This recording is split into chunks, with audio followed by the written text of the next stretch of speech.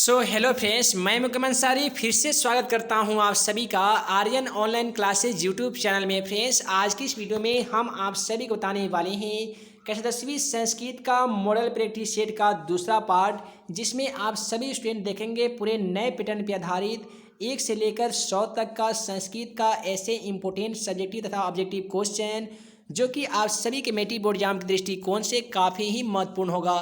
तो अगर आप भी इस पर मेट्रिक का एग्जाम देने वाले हैं तो वीडियो को शुरू से अंत तक देखना बिल्कुल ना भूलिएगा। तो चलिए फ्रेंड्स, बिना समय गवाए पहला क्वेश्चन का सोल्यूशन देख लेते हैं। है दोस्तों, पहला सवाल मोबाइल स्क्रीन पे इस प्रकार से दिया गया है कि अरुण अनियान कह। इसका अर्थ होता है कि छोटा से छोटा, महीन से महीन क्या होता है।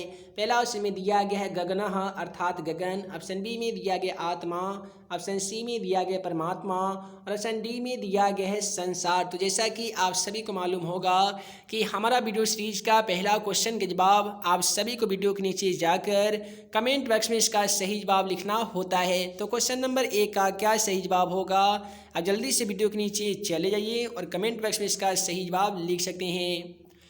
उसके बाद में अगला सवाल भी मंगलम पाठ से ही लिया गया है। सवाल में पूछा जा रहा है किम जयम प्राप्त नोति, अर्थात किसकी जय प्राप्त होती है, अर्थात किसको विजय की प्राप्ति होती है।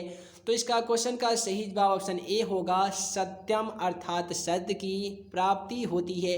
अगर आप मंगलम श्लोक वाला मेरा वीडियो देखे होंगे तो उसमें हम आप सभी को इसको बताए थे कि सत्यमेव जयते ना अनृतम, अर्थात सत्य की ही जीत होती है, झूठ की नहीं।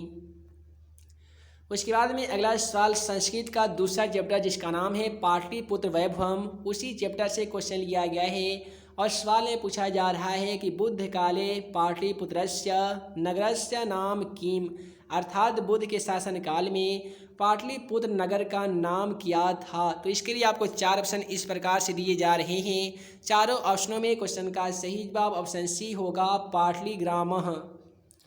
उसके बाद में अगला सवाल भी पाटलिपुत्र वैभवम से लिया गया है। सवाल में पूछा जा रहा है गांधी सेतु कुत्र अस्ति, अर्थात गांधी सेतु जो पुल है वो कहाँ है। उम्मीद है आप सभी को मालूम होगा कि गांधी सेतु जो पुल है ना, वो पाटलिपुत्र नगरे अर्थात पाटलिपुत्र नगर में है। उसके बाद में अगला सवाल देख लीजिए। क्वेश्चन 5 में बोला जा रहा है अलस कथा पाठस्य लेखकः क। अलस कथा का मतलब होता है अलस कथा जो संस्कृत का तीसरा पाठ है। पाठस्य का मतलब होता है पाठ का, लेखकः क अर्थात उसके लेखक कौन है। तो इसके लिए आपको 4 ऑप्शन दिए जा रहे हैं। अलस कथा पाठ के लेखक कौन हैं, तो विद्यापति जी हैं। तो क्वेश्चन का सही जवाब ऑप्शन बी होगा।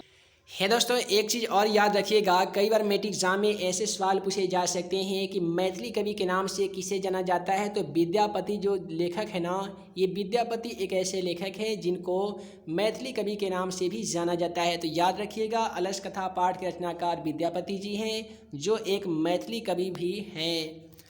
उसके बाद में अगला सवाल क्वेश्चन 6 को देख लीजिए। क्वेश्चन 6 में बोला गया है कस्य यानम पुरुषय नारीभिश्च चलति, यानी कस्य यान पुरुषय किसके पुरुष के जैसा नारीभिश्च चलति। तो इसके लिए आपको 4 ऑप्शन दिए जा रहे हैं। क्वेश्चन का सही जवाब ऑप्शन डी होगा, समाजस्य अर्थात समाज का।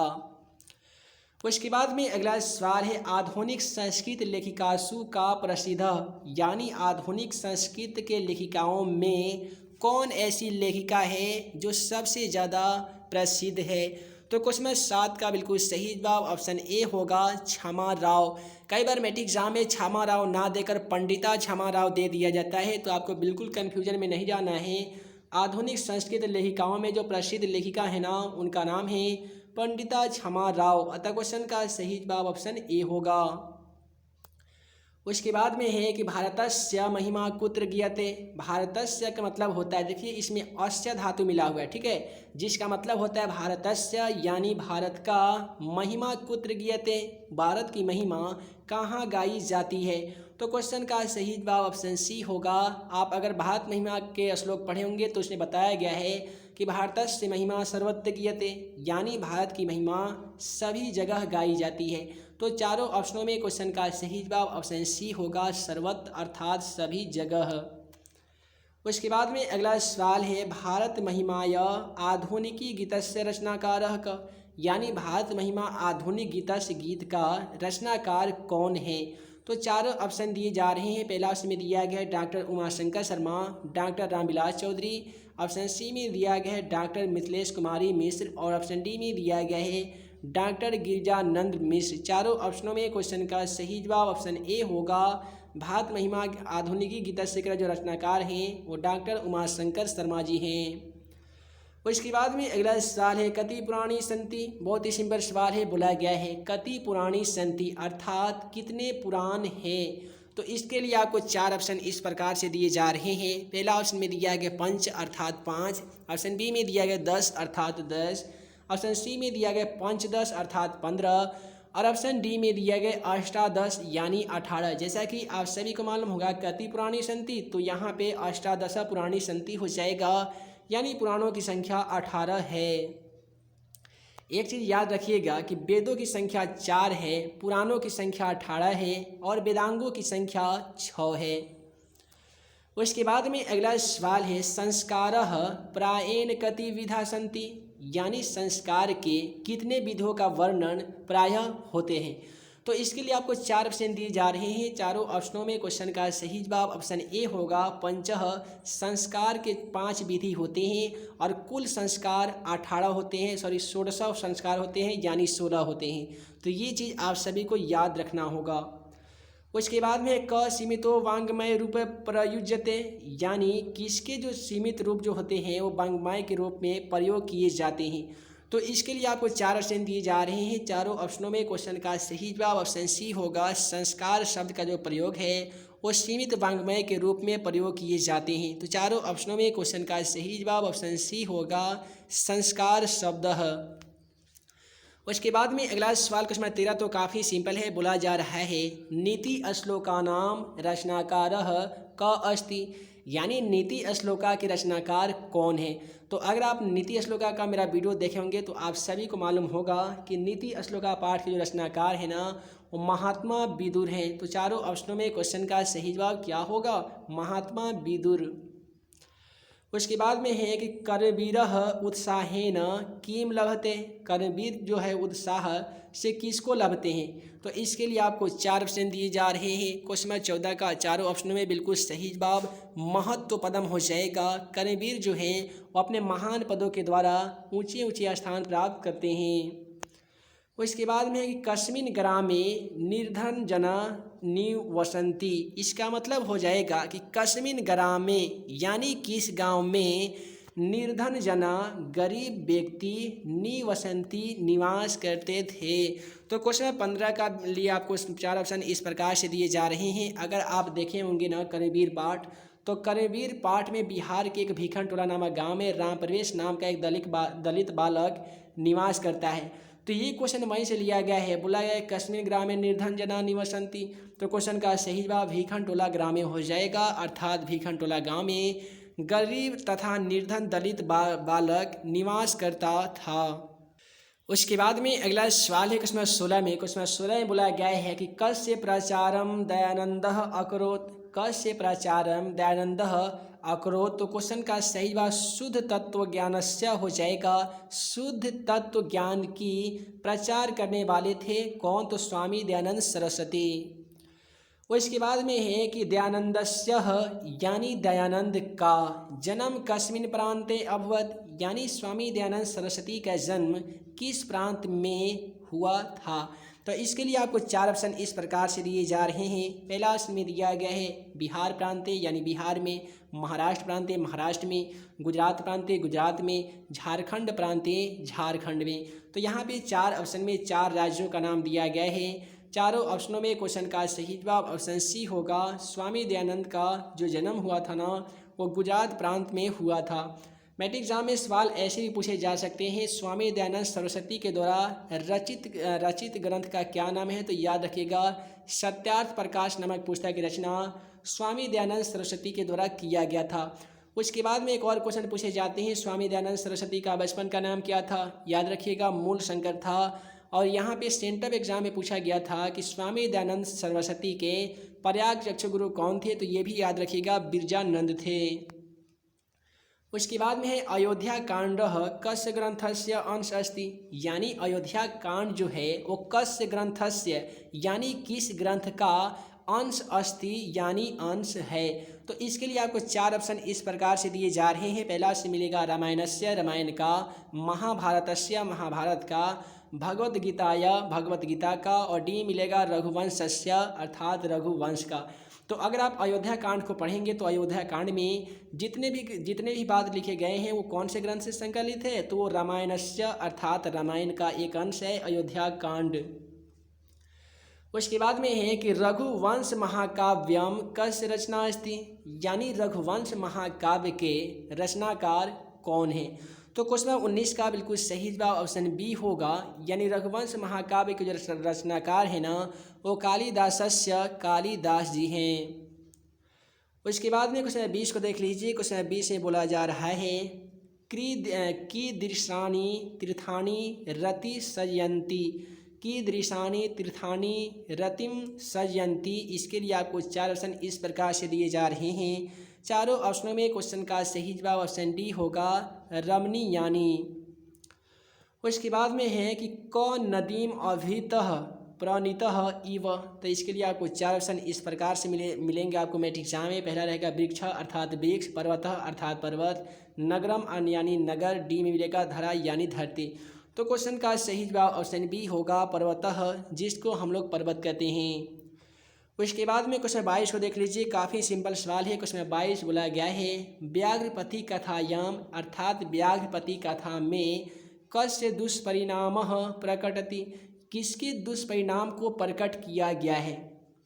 पहला ऑप्शन में क्रोधस्य क्रोध का गलत है, अज्ञानस्य अज्ञानता का गलती है, मूर्खस्य मूर्खता का गलती है, लोभस्य लोभ का अर्थात लालच का उसमें वर्णन प्रकट किया गया है। लालच के दुष्परिणामों को बताया गया है कौन से कथा में, तो व्याघ्रपति कथा में बताया गया है।